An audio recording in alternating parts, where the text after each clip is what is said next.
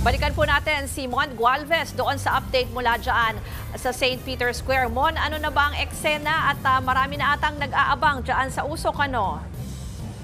Oo, Ruth, talagang kahit mayat maya yung buhos ng ulan dito sa St. Peter's Square, hindi maawat ang patuloy na pagdating dito ng mga Katolikong umaasa na magkakaroon na ng resulta, no, at magkakaroon na ng puting usok mula rito sa chimney ng Sistine Chapel.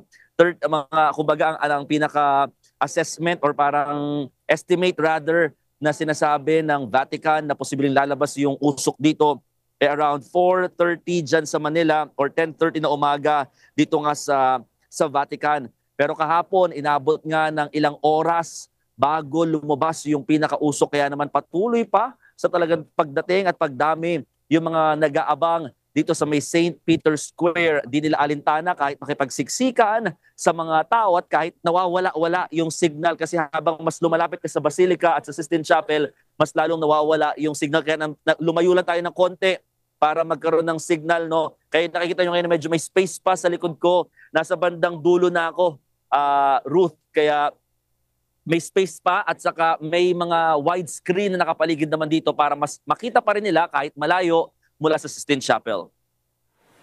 Yan po ang ulat ni Mon Gualvez live mula sa Vatican. Mga kapatid, ako po si Ruth Cabal.